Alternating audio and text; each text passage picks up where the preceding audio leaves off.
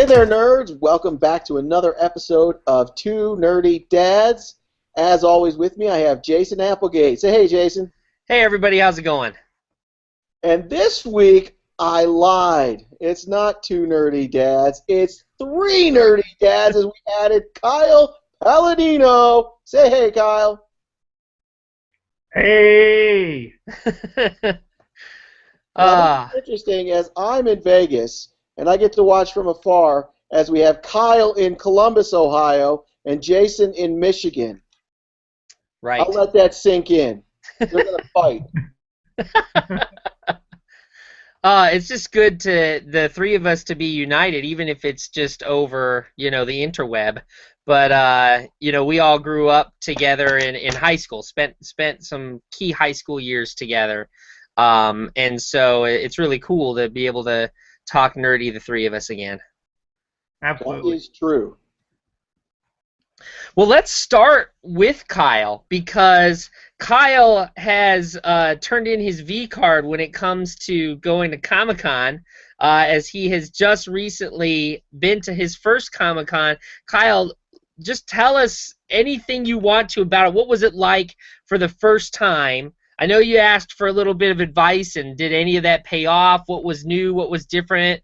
What did you enjoy the most? What surprised you? Anything at all? I think the spirit is probably one of my favorite things. Most people are there, I think, for the right reasons. They're there either dressed up, or they look at you if you're dressed up with not admiration, but they enjoy the spectacle. Mm-hmm. And so you're surrounded by persons who you can share stories with about your own personal experiences and then listen to theirs. I was impressed with Ohio's effort for costumes. I guess I was most looking forward to the celebrity piece, and that was challenging just because of my schedule for that day, but I thought Lou Ferrigno was extremely accommodating. I had a chance to talk to him at a couple different times on Thursday and Friday. And then I spent most of my non-quote-unquote celebrity time with Victor Dandridge Jr., the hardest working man in comics. And so he talked to me about the Columbus scene and what it's like to sort of run your own comic book company from the ground up in the Midwest. And so I felt like that's what we talked most about, which also included similar life experiences, even though we're very different. We had some things in common. But I think my initial thoughts were, wow, this is fun. Wow, this is nerdy. Wow, I wish I would have budgeted a little bit better for more stuff. My son didn't bring any of his hard-earned cash, and then he got there and he needed one of these and a box of those and some of the naked lady tees and no free bowls of soup. And so I think I'll have a little bit better idea of what to expect for next year and how to divide our time and how to buy the things that we can really only get there, like batarangs versus computer-generated prints for our wall. Gotcha. So you said that the costumes were well represented. What was, one of the most unique or you felt highest quality costumes that you saw? I think Joker and Harlequin. I thought there were several Harlequins, and some were playful, and some scared me in a good way. I think they got into that role. I thought there were several very good Jokers, and then Jokers and Harlequins both separate and together. I would say, just like Halloween last year, where you had all Ilsa and Anna, I would say it was probably Deadpool, Harley, Joker. I would say those are probably the three most common costumes that I saw. I thought my favorite was one person that went as Big Hero 6 with a perfect costume of, inflatable, hairy baby. That's awesome. So, were there any Jared Leto Jokers out of all the Jokers that were there, or were they all pretty much the more classic ones, or the Heath Ledger's. I know his is a pretty popular one. Yeah, I felt like I had a Jack Nicholson and a couple of Heath Ledgers. I didn't think anyone's hairstyle went Jared Leto or makeup.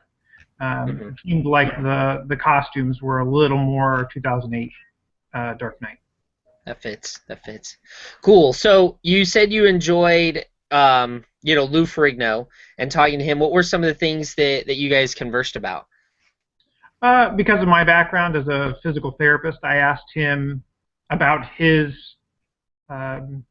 impairment, which leads to a potential disability, and how he overcame that. And I asked him, when did he know that he was different? Because I think that's what I occur with in my line of work. I think the kids go through that process, and I have to watch that, sometimes good, sometimes bad. He was pretty enthusiastic about how far hearing impairment, I don't want to say has regressed, but how we've made advancements in that field so that kids and adults can adapt a little bit better socially, or a lot more socially.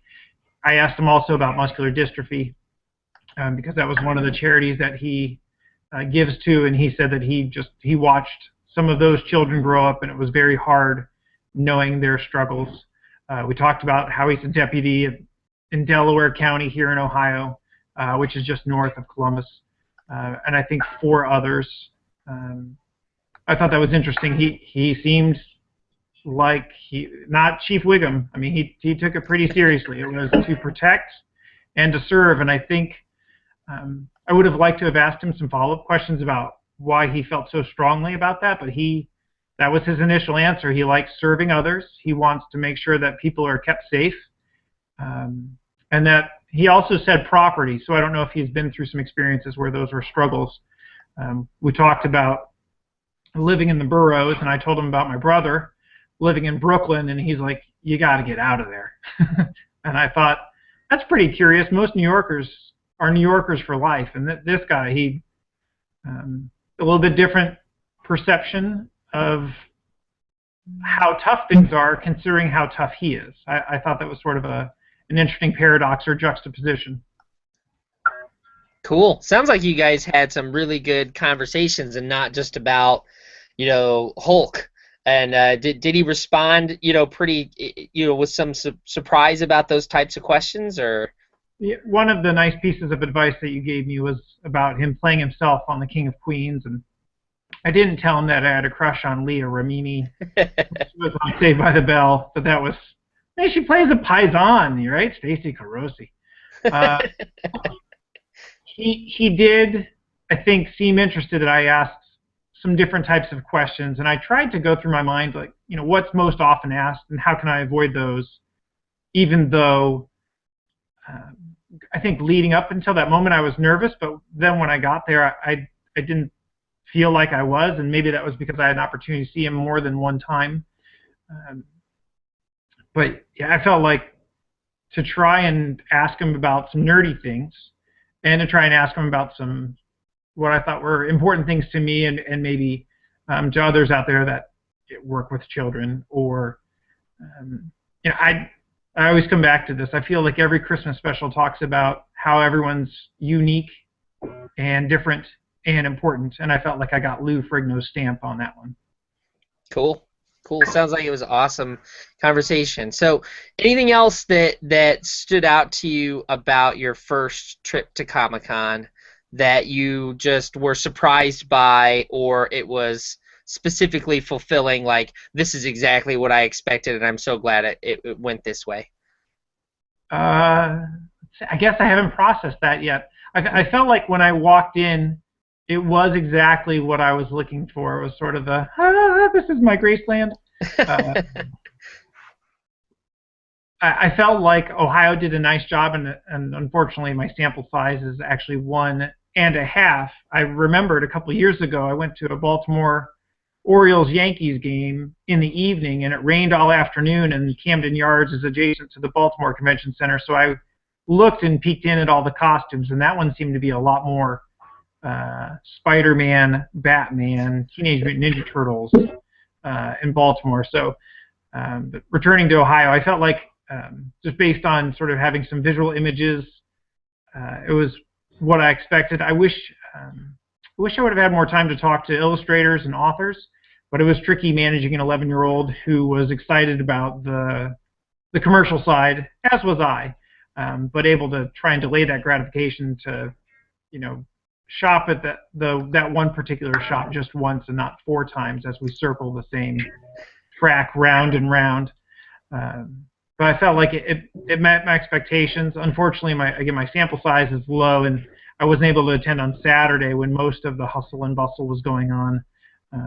I did have a chance to see Daniel Bryan signing autographs from afar, and Ralph Macchio, and Adrian Paul, but I didn't approach any of those gentlemen.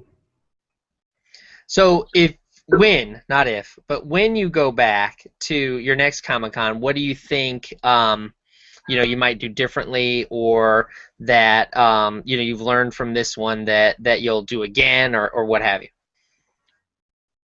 If I'm going with my son, there will be a plan. There'll be a designed plan so that we both have opportunities to be selfish. It was, like I said, it was hard to balance the things that he wanted to do with the things that I wanted to do, and I was trying to take on this role of Nerdlocker reporter seriously. And I was like, Daddy's got to work. And he said, crap to that. I want batarangs. I was like, okay. So I think having sort of an arrangement so that all of our needs are met, spending more time. But I think with my time with Victor and my time with Blue, I feel like I would do the same thing again, which is a good feeling, that I don't leave that with regret, and that I think I'd be comfortable going into that same setting next year as a representative of Nerdlocker and asking the tough questions like, what did you have for breakfast? Awesome. Whatever they want to answer, and hopefully accommodate our needs as fans. Very cool. Well, it sounds like it was a good overall experience, and we're looking to hear from you when you go to your next one. Go ahead. I was going to say the date has been set. I already received that email. I think it's next July, which concerns me, if it's up against San Diego. Yeah, that's some stiff competition. I don't know the date for San Diego yet. San Diego is typically late July, but this year it was early July. Okay. So I'll be curious. That's a good point. In fact, I'll look them up while we're talking. Well, and special thanks to Wizard World for giving us press passes. Thank you, Wizard World. Yes.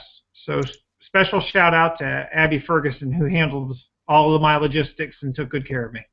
Awesome. Very cool.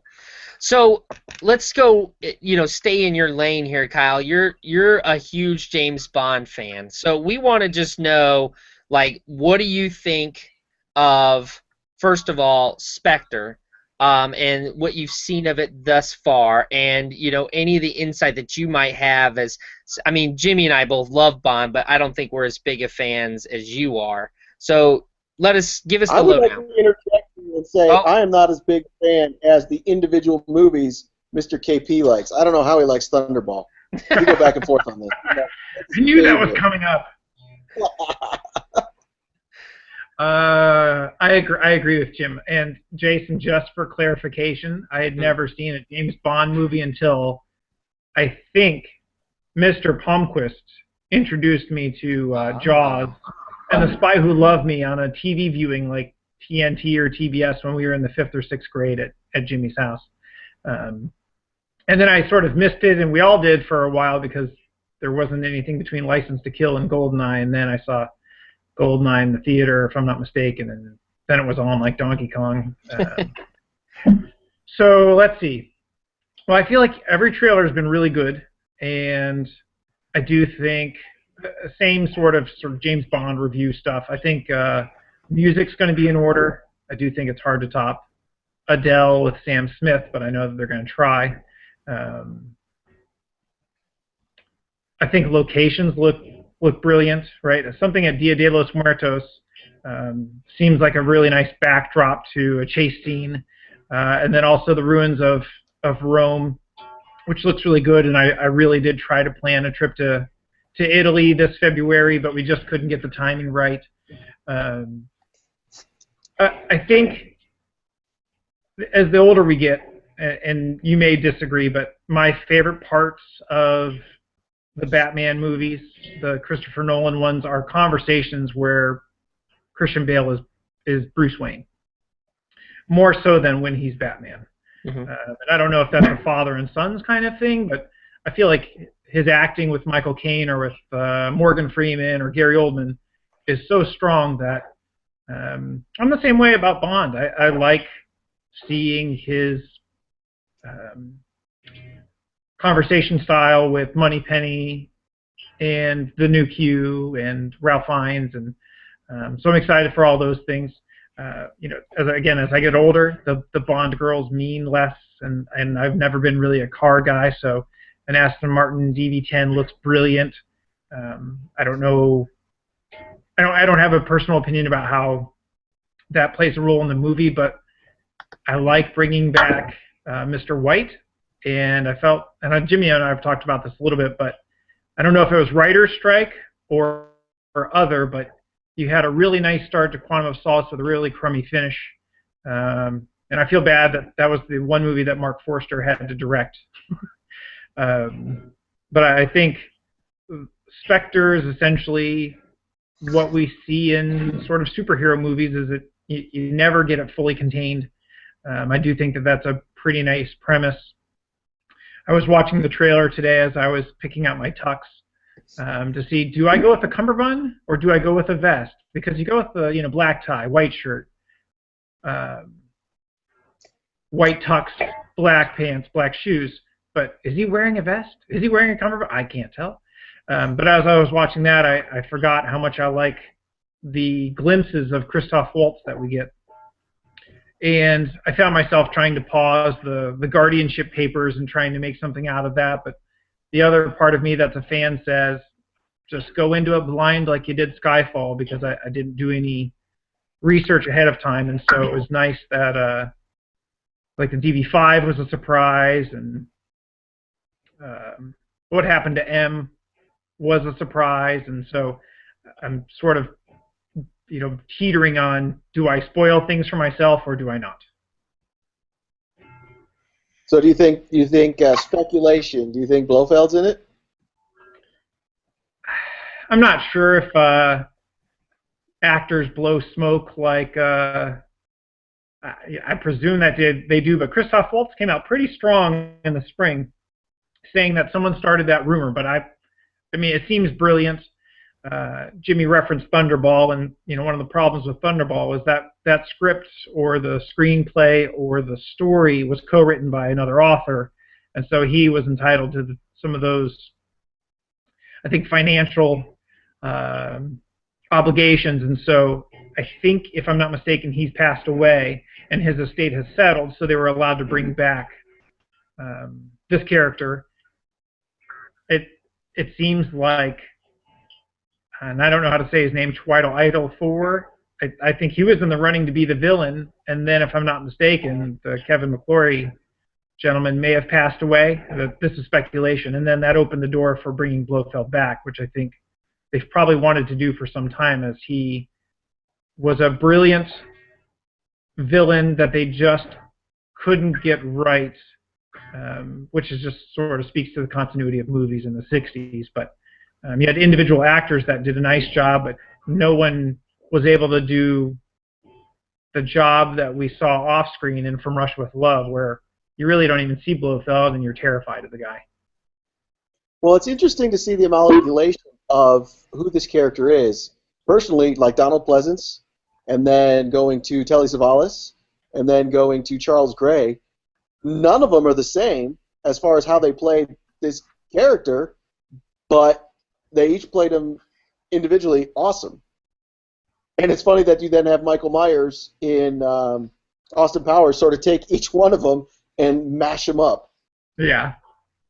I like their individual roles, but there's no continuity, and that, I think that's just more of a reflection of the times than anything else. But I did like Donald Pleasance's makeup more than the lack of makeup on the other two gentlemen. That was creepy. Most definitely, most definitely, I agree. I'm excited to see this new one. I think I've discussed with both of you that when I saw Skyfall, I was terribly disappointed. Saw it in the theater, fell asleep, and came to realize it was more a situation that I have two little kids, and they made me tired, and I was exhausted and fell asleep. Since then, I've seen the movie, I don't know, like 10 times, and it's an amazing movie. I've taken back every negative thing I've said. It is better than Quantum of Solace, which I didn't say at first. But yeah, it's a fantastic movie, and to watch the evolution of Bond as a person in that movie was fantastic. And I can't wait to see what they do with Spectre, because it seems like there's more in his past that we're going to learn. And I think that's fantastic. Yeah, I think it is a nice way of progressing a character that's been around for 50 years in the movies and 70 years in print, and how can you update a character that we feel like we all know. And yeah, I think this is definitely a nice path to take to tell the story of who he is. And the books are pretty good in places talking about taking an orphan as someone who would make a great spy so that they don't create relationships. I think the movies have done that in places, but because he creates so many male-female relationships per movie, I think that gets lost. Well, I think that's what was great with the Daniel Craig run of it, is they introduced that in Casino Royale when he's talking on the train, and he immediately goes, what's her name? Vesper. Immediately says, "Oh, orphan," and then she says, "I will say that to you because that's the first thing that came to your mind." So they brought up his origin right away, and I agree with you that Quantum of Solace is there, started great. It really got nailed with the writer strike, so it's almost like it's not a part of that. Still, then we go right to Skyfall, where we learn more. We learn more about his being an orphan and his upbringing and why he joined MI6. Yeah, I think that any central character is more interesting if they have an internal struggle and that character development, and you definitely see that in the Craig version of Bond, whereas you lost that in the earlier films. It just seemed to be more of like it seemed to be that they were trying so hard to make him so cool and put together and suave that it left no room for any depth of character, whereas Craig has sort of definitely had that, and it's the writing obviously that's behind it. And then you're right, I guess I hadn't realized that it was a writer strike issue that was the reason why Solace wasn't as good, but it certainly seemed to harken back to the shiny, gadgety kinds of versions of the James Bond movies more so than the other two films. That's a good point, Jason. I'll have to say, I think the first time they kind of, and Kyle can he's more of a historian on this, so he can yay or nay on this. I think one of the first times they dealt with a tragic event in James Bond was on Her Majesty's Secret Service at the end when his wife was killed. And we really saw emotion and, oh my God, that's heartbreak. And I believe they only really referenced it one or two more times in the films. One was, it was a Roger Moore flick where he's at her gravesite.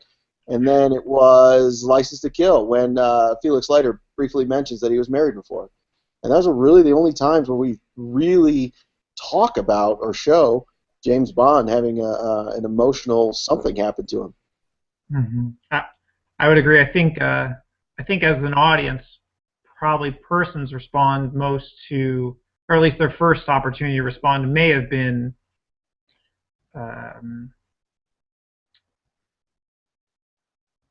the girl from Goldfinger that gets golded. Unfortunately, her name is escaping me at the moment.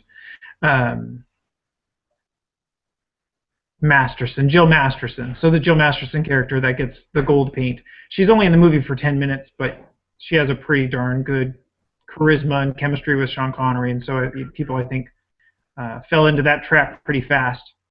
But Sean Connery doesn't seem upset about it, other than he wants to seek vengeance.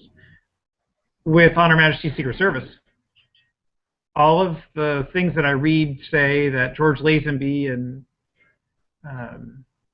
Diana Rigg did not get along all that great, but I thought their chemistry on screen was pretty good, and she's a pretty fun character in that movie. I think start to finish, she's feisty, maybe more so than what you would expect for the late 60s, early 70s. So I think that's pretty impressive, but I agree with Jim. I think the only two times in my mind he referenced correctly is For Your Eyes Only, which I've watched recently. It starts with the gray, but that's a horrible teaser trailer because that, I think, is probably one of those things that spawned Austin Powers where, Blofeld's in the power wheelchair driving the helicopter. Oh, it's just atrocious. I even forgot Blofeld was in that. You're right, in the intro. Right, he's like, put me down, Mr. Bond. He's like, I'll give you a delicatessen. Like, who thought that was funny? That was 80s, man. Late, yeah. So Not bad. the good Bond. Music, bad. Outfits, bad. Writing, bad. Direction, bad. Sorry, Junklin. And then I agree with Jim. I think it's Felix Leiter's wife that makes a comment in License to Kill, and Timothy Dalton doesn't really respond. And Felix Leiter comments like he was married once, and she, just like the rest of us, is sort of surprised that he has an emotional response. Very cool, very cool. Well, let's move from Bond, which is Kyle's love, to Jimmy's first love, which is Star Wars. And the 3D Star Wars trailer, which I guess they're calling it a trailer, but you guys said you hadn't really seen that. Jimmy, you haven't had a chance to check it out. What was weird, we got a PR notice about it, and to be honest, it was like this 360, I think it was the 360. Yeah, maybe that's what it was, yeah. Yeah, and I looked at it, and I just glanced at it, and it reminded me of sort of the first days of, I think they still do it when you want to go buy a house and stuff, where they just show you sort of the whole house, you can control where your camera's going. But I just was busy, so I was like, okay, whatever. But Jason, what did you see it more? Yeah, it was just basically you're on this speeder, like the sand speeder of some kind, and you're driving past the old wrecked Star Destroyer and through some other wreckage and things like that. And yeah, you can drag your mouse, and then that's how the camera, moves about, and you can do, complete 360 all the way around. It was kind of cool. The concept was interesting, but nothing happened.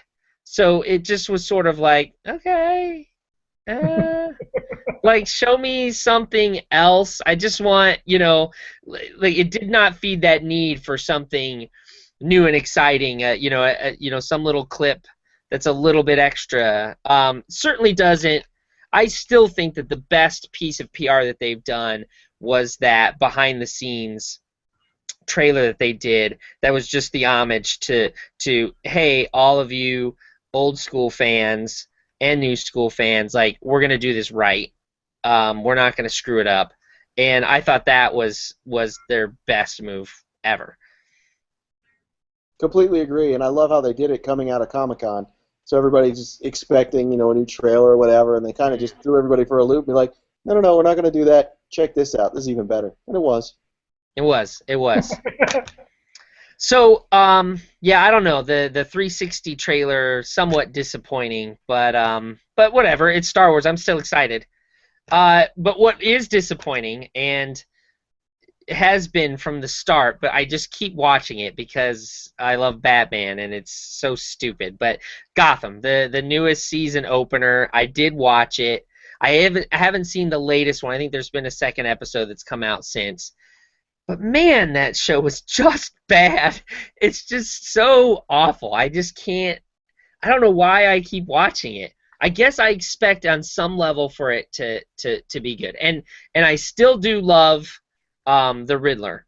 And I don't have the actor's name in front of me, but he's been fantastic. Like, he's just really good. The way that they're continuing to develop his character and showing him go a little bit crazy has been, I think it works pretty well. I think they're getting a little bit cliche with it, like he has a reflection in the mirror talking to him, and stuff like that. So it's a little much, But out of all the characters, he's the most interesting. Penguin, I feel like, is awful.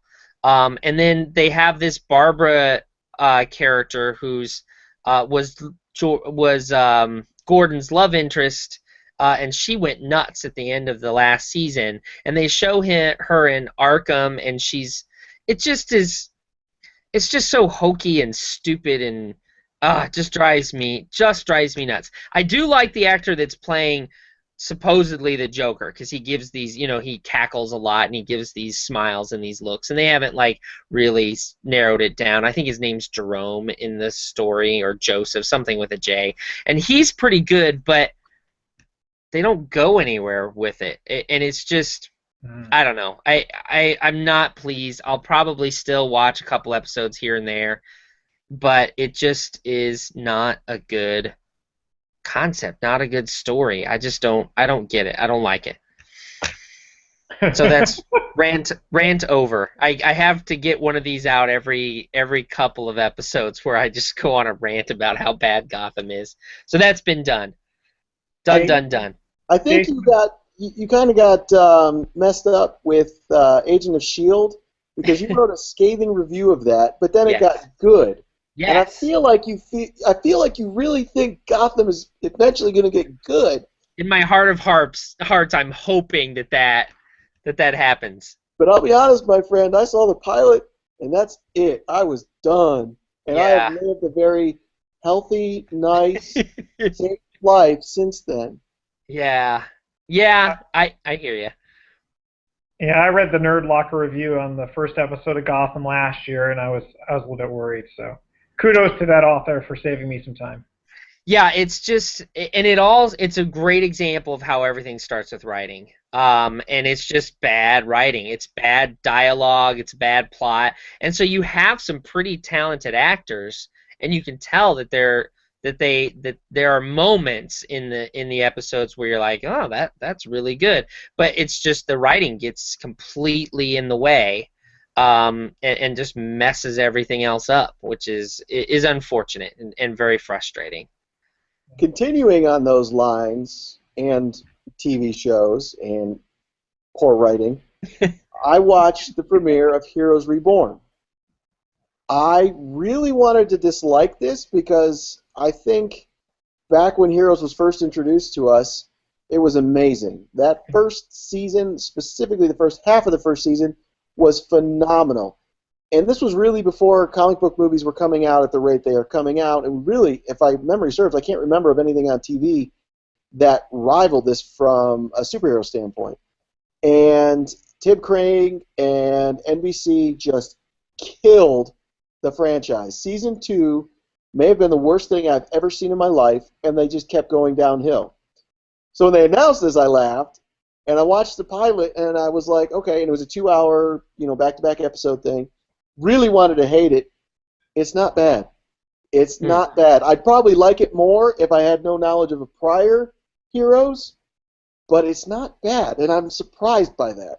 But I think they're doing some of the same things they did last time, where they introduce a whole bunch of storylines, they get you excited, and I've been there, done that with them, and I'm afraid they're going to drop the ball again. Other than that, it was enjoyable. Well, if you remember, Writer's Strike was around when Heroes went to pot too, and that was a big reason why I think that the series fell to pieces, was that Writer's Strike happened right around then, if memory serves me right. Don't give them an out. Don't give them an out. It was awful.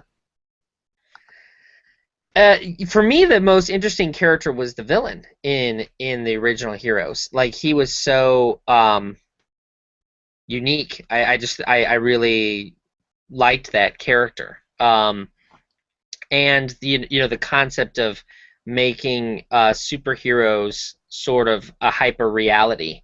That it was somewhat realistic. You didn't have them in suits, like in costumes. They were just running around in their own clothes, and I thought that was an interesting take on it.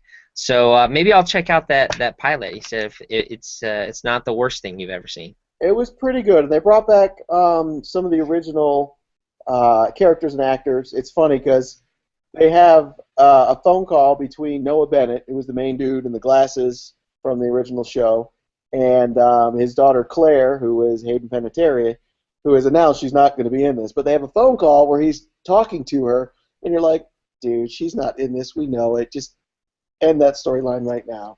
So that stuff made me laugh. We have Zachary Levi, who I love. He's a huge nerd himself. He's in it. His role was surprising. The Haitian was in it, which kind of surprised me. And I really had to go back and be like, who? Who was this guy? And I'm like, oh, wow, that's right. So little things like that. I'm sure there were more that I didn't even recognize or realize. But for the most part, it's a lot of new characters. So that was interesting. But again, trepidatious that we're going to have all these great storylines, and then here's your ending where Siler gets away because nobody's paying attention. He's slinked into the sewer. Good writing. Awesome. Well, the other series that I've been checking out is Fear the Walking Dead, which of course is the spinoff from The Walking Dead, and I guess it's only going to be 6 episodes long thus far. It might be one of those things where they take a break and then finish the season or something, like they put a big break in between. And I've seen all except for the last episode, which just aired on Sunday. But my initial thought with the first episode was just like, blah, yawn, whatever, not that interesting. It's gotten a little bit better since then.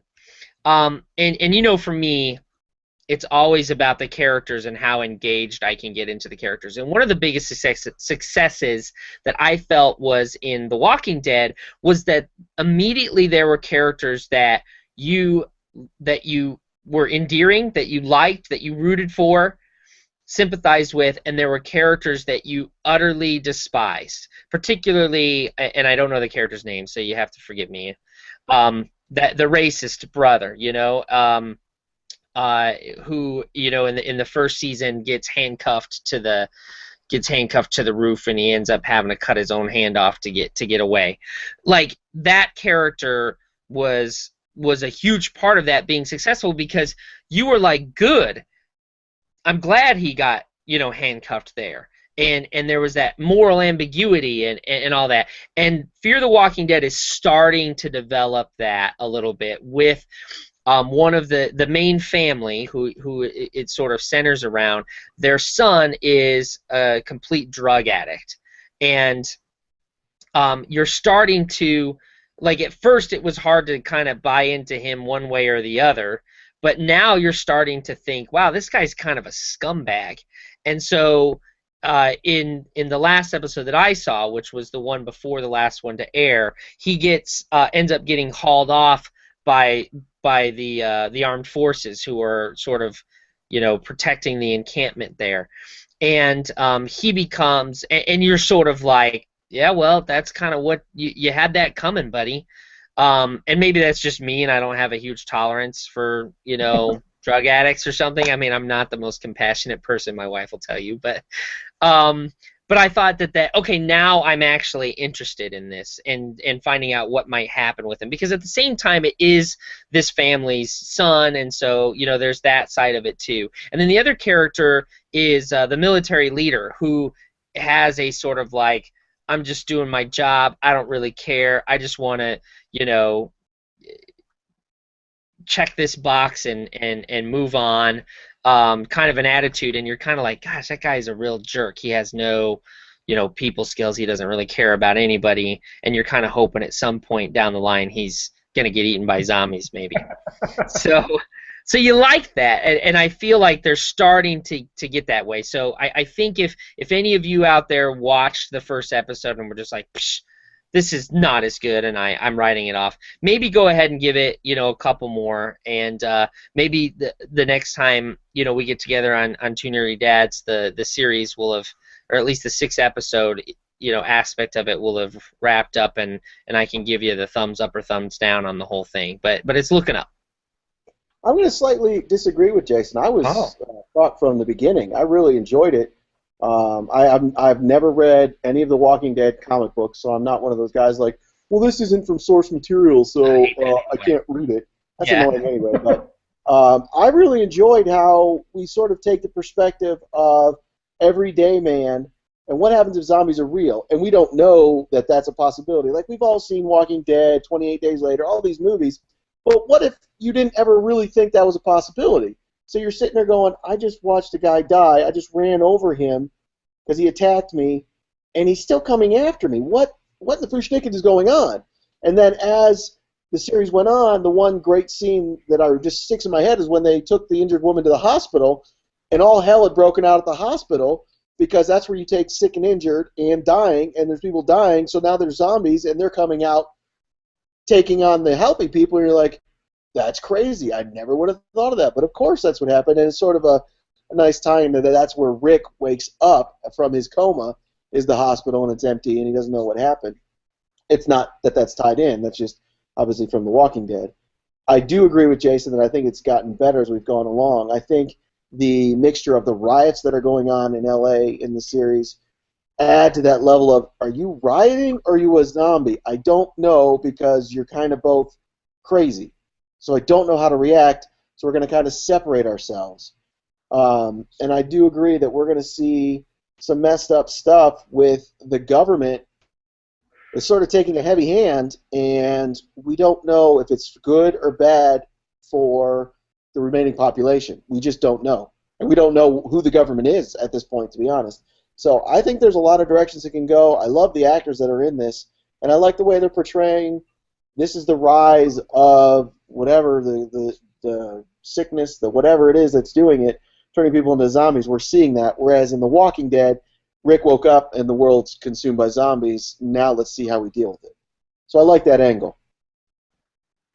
Yeah, I think that is a strength of it, is the sort of spectacle and answering the question of how this came to be and what would people's reactions be initially. I do think that was one of the strong points with it, and I think now that the characters are starting to become more engaging and more interesting and more developed, then it's really starting to live up to what we were accustomed to in Walking Dead. So yeah, I think that's good. So check it out if you haven't already.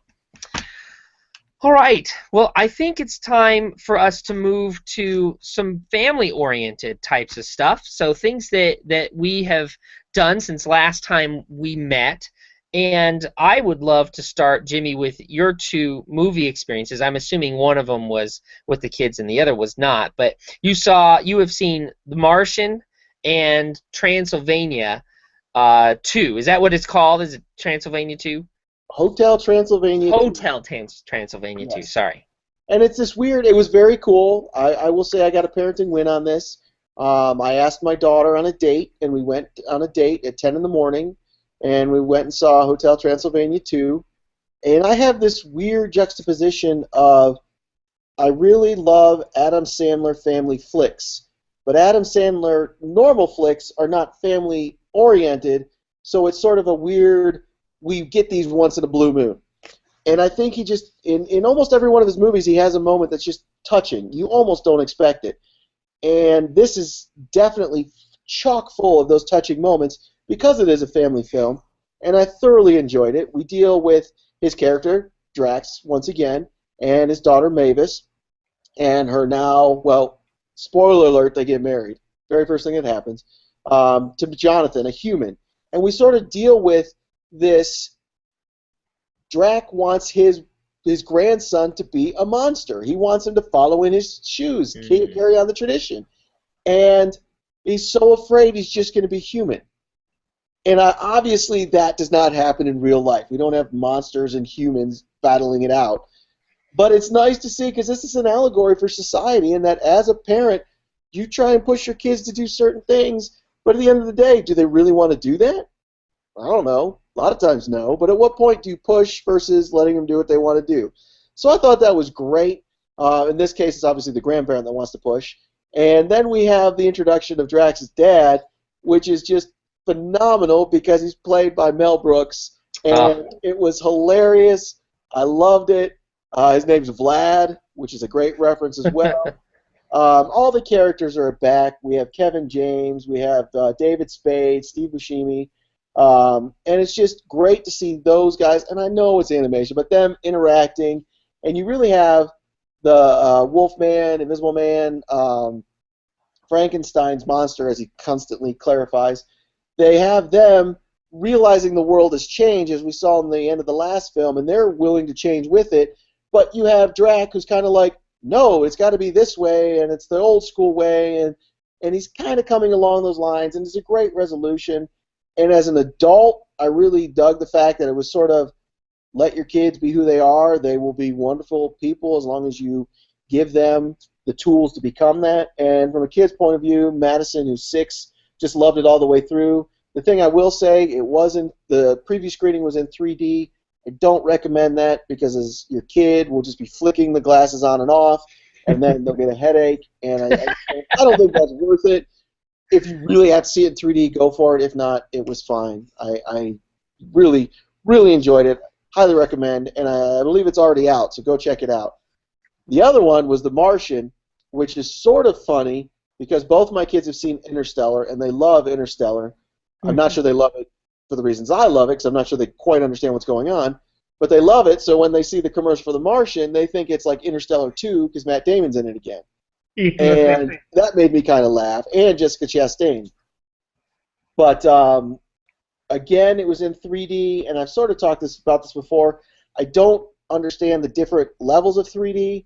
There's definitely 3D that comes out at you into the screen, and then there's this 3D that's sort of like a diorama from elementary school where it goes backwards into the screen. I don't know the difference. I think they're both annoying unless utilized correctly. This was shown to us in the 3D that goes backwards like a diorama. It was all right. I don't think it was necessary, but it happened. I'm not the biggest Ridley Scott fan. I don't like some of his movies. I hated Prometheus. I think that movie is awful. This is one of his best films, definitely since like Black Hawk Down and The Gladiator. I thoroughly enjoyed it. I thought we were going to get some moments of like Castaway in a bad way, where it was just slow and monotonous, and let's get to the point because he's all by himself on another planet. Not at all. The whole time I was entertained. I thought the action that was going on in Mars, as well as the action that was going on in Earth, was great. And I said this in my review. Jeff Daniels plays the head of NASA, which I thought was great because in the show The Newsroom, he gives a great opening speech in the pilot episode where he talks about we're not the greatest country in the world anymore, but we sure used to be. And I love that he said we sure used to be, because I felt like this film sort of captured that awe of the 60s where by the end of the decade we'll put a man on the moon. Even though we've never been into space. It's like, how do you make that promise? But we did, and we got there. How do we save 3 astronauts from a catastrophic failure in space on Apollo 13, the mission? We did it with ingenuity, and I felt like we captured that by coming together as a nation and together as a world to save this one dude. It would have been so easy just to let him die, don't let the press get out, just let him die. No, we're not going to have that. So I thought just the film was great, the emotion was great. I loved it, and Matt Damon was good. Sometimes he can be annoying. I thought he was really good in this flick. So I highly recommend going to see The Martian. My review will be up on the website on Friday. Very cool. I was looking at seeing that movie anyway, and so now that I've heard this, I'm really excited about it. On a quick side note, have you seen the movie Moon? Because it reminded me of that because of the guy stranded, the one guy solo. Yes. I loved that movie. Any correlations or completely different styles of movies? Completely different. There's the twist in Moon. I guess it's been long enough. I don't think it should be a secret. Yeah, I think the twist in Moon that Samuel Rockwell discovers, I think makes that film and really makes it a great film. His acting's phenomenal. Mm-hmm. This one, there's no twist. It's straightforward. Got to save this dude who's stranded on Mars. What I will say is, Drew Goddard wrote the script, who recently did Daredevil, but is known for Lost, Alias. Basically, if you're attached to J.J. Abrams, he kind of wrote it. Cloverfield was the other big example where he used the handheld camera to tell most of the stories, and to me that got forced. This, they do something similar as a video diary with Matt Damon on Mars, but it never gets annoying because you're like, well, yeah, he's got nobody else to talk to, so he's recording what he's doing. At the same time, he's kind of talking to himself to sort of feel human. So I never thought it was forced. I thought it worked perfectly, and that's kind of how they get around having, Wilson the volleyball there. I thought that was really well done. Very cool. Very cool. Sounds like Great. Saving Private Ryan. Well, sadly, I just thought of that line today. What am I a good man? Tell me I'm a good man. I'm like, God, worst ending ever. Yeah, but it seems funny that Matt Damon is marooned once again. Yes, I can't remember his name in the movie, but yeah, saving the Martian. Yeah, not James Patrick Ryan from Iowa. Yeah, exactly. Okay. So, Kyle, let's move to your family moment and what you got to share. We love sharing our own childhood movies and other experiences with our kids and having them enjoy it. And you were sharing that you had one of those experiences. Why don't you fill us in on that? Well, I don't know if it came from the regular show. They have an episode called The Lunch Club, which I think is a take on The Breakfast Club. And I think that got Ethan thinking back to 80s movies again. So he's demanding that we watch Weird Science, even though we watched it a short time ago. And I also watched Dirty Dancing for the first time ever on last Friday. Yeah. I really wish you had sisters. Yeah. Both of you. HBO. For the record, I would like to say that the following list of movies Ethan has approved: Goonies, Weird Science, all the Back to the Futures, Indiana Jones. Let's see, what other John Hughes? National Lampoon's European Vacation, which revoked my Father of the Year card because it was not cut. Nice. Whoopsie daisies. Like that part where they go to the strip club? Good call. Good call. Yeah, or the part where they're Rosie, rolling the hay. So that was a parenting fail for sure. But yeah. Parenting wins all over. I mean, look, those are some classics. But that's not my fault. There was no PG-13 then. It said PG. That's true. Yeah. Oh, I enjoyed that debate. So anyway, that's that's what we've been doing. I tried to introduce him to a couple other movies, and I continue to proceed with my Bond protocol. But we haven't had too many family movies between soccer and sporting events. So Weird Science, though, like what? I mean, if there's a moment in there that you're like, okay, this captures the movie. What what was that? Where you were like looking to him to see, does he laugh at this or does he get this? I mean, I think 2 years ago, some of those things went over his head, but I think as of this past school year in summer, I mean, he catches them all. So I don't know if there's one particular part. I think, unfortunately, for his parents, the theme song is catchy, and so he'll just walk around the house saying "Weird Science." I think he likes it, that it's a little bit of a buddy flick. I don't know if Chet turning into a monster is good. I don't know if it's a hot Steven Seagal wife, Kelly LeBrock. I'm not sure. It might just be the bad words. The bras on the head were always the thing that that image right there is just amusing in and of itself. I did forget that. That's a good reference, Jason. He is interested in computers, and so when they're building that, 30 years ago on a computer, they're building a person. I think he was just impressed with the programming part of it, and I think that's what sucked him in initially. Nice, very good. Well, we commend you in your parenting style there with all of those moving selections. Yeah, way to raise them right. It can go on and on. Adventures in Babysitting, Clue, Short Circuit, Karate Kids. I mean, that span of movies for us, which I would consider us 80s kids. Yes. Definitely. Yeah. Watchable over and over and over again. Like Ghostbusters is still brilliant 30 years later. Yes. Yeah, I often watch them in a montage myself. Which music are you training to, Rocky? I'm going to go with the Karate Kid. I love that theme music. It's fantastic. You're the best around. In our house, it's sung like this: "You're the best Around. You're the best. Exactly. Around. Give him a body bag. And then sweep the leg. Yeah.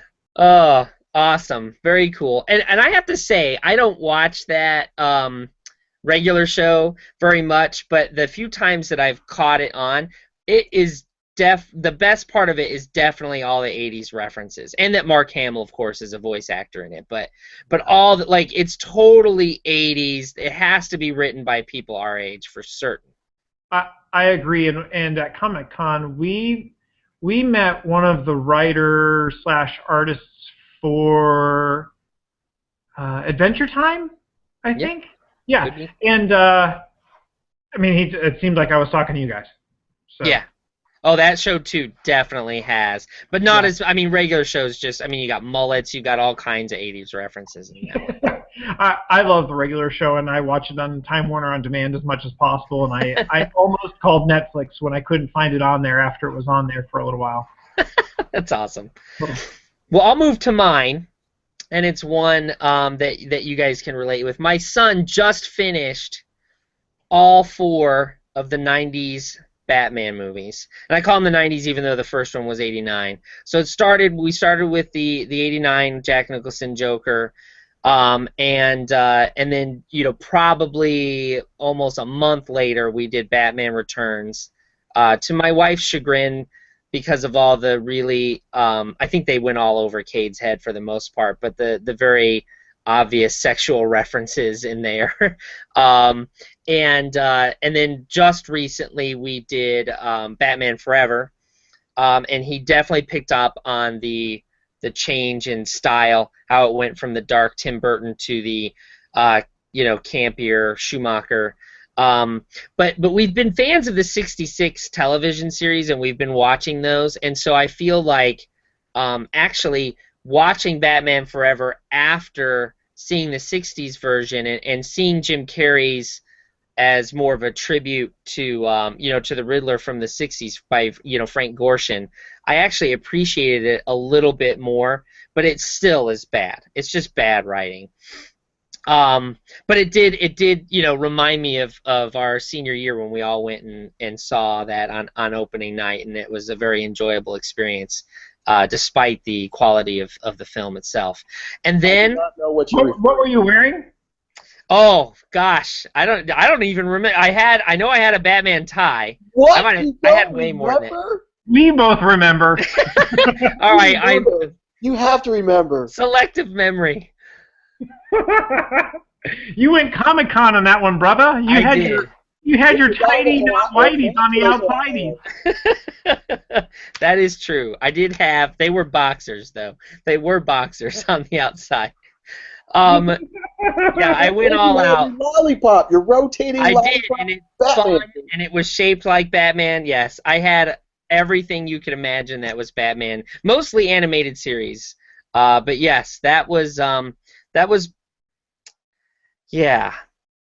time. That was before everybody did that, and so it was quite the. Now you go and it's like no big deal, right? Yeah. But then it was I was definitely nerding it up hardcore. But so just this last weekend he saw the dreaded Batman and Robin.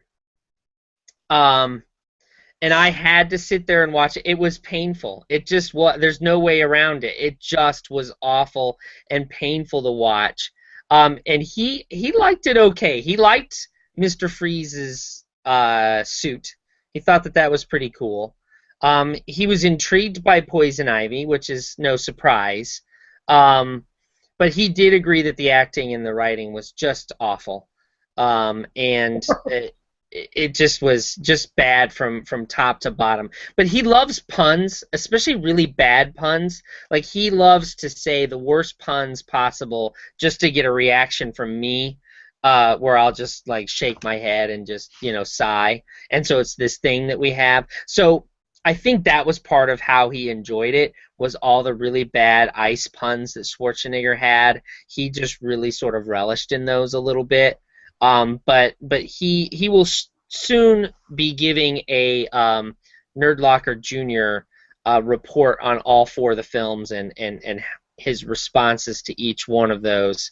But it was a nice sort of milestone that now he's seen all 4 of them, and we can chalk that away. And I've seen Batman and Robin for the first time since it came out in theaters, which is it's going to stay in that DVD case, I think, for quite a while longer. I think my biggest problem with that one is that was the introduction to Bane, and that Bane, oh my God, that is not Bane, and it's just no. It's the Jar Jar Binks of Batman, really. That Bane, it is, and Kate actually found him slightly more amusing than we did, and I think that also harkens back to a Jar Jar Binks, where like the only people that enjoyed that were the kids, which is who he was for.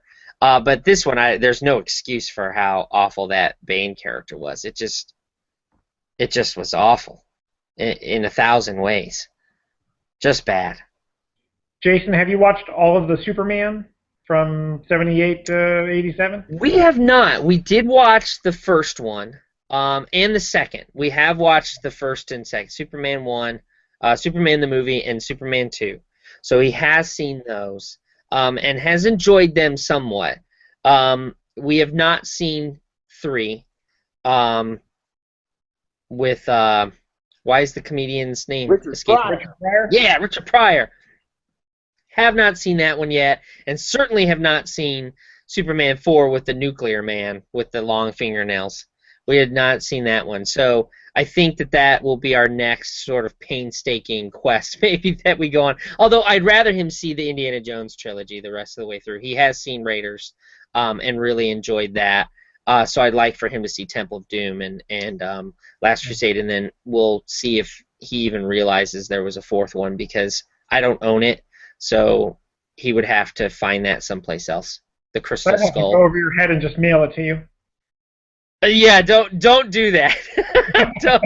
Let's just pretend it. I think he does know that it exists because, of course, the Lego, has been his sort of. And that was the funniest thing about Batman Forever when we were watching that. He's like, "Oh, that's the music from the Lego game." I was like, "Yeah, it is." So that was kind of, yeah, exactly. That was sort of a nice tie-in, but anyway, was proud to sort of notch that away, and now he's seen those 90s movies, and we'll move on. He's seen Batman Begins, but Mom won't quite let him see The Dark Knight Returns yet, so that's what we gotta work Mom in on these things. Now he's turning 12 pretty soon, so that's kind of going to be our next, he's almost 13. Some of these, he should be allowed to watch, so we'll see how that goes. Very cool. Very cool. I think we had a great episode of 3 Nerdy Dads. Yes, our very first episode of 3 Nerdy Dads. I propose that we do this again sometime soon. Certainly sometime around when or shortly after James Bond comes out, and then again in Star Wars. I would be on board if you invited me, absolutely. Well, we would love to have you back. It's been a fantastic episode. Excellent. I totally agree. And don't forget to check us out on the website and on YouTube/Nerdlocker, Facebook Nerdlocker, Twitter Nerdlocker, Instagram Nerdlocker, and 2 Nerdy Dads. Yes, I'm sorry. We already bought that, so we can't change it. Thanks, Kyle. But 2 Nerdy Dads now have 3 people. That's right. We can +1 it every now and then. All right. Take us out, Jason. Hey, everybody. Have a nerdy week.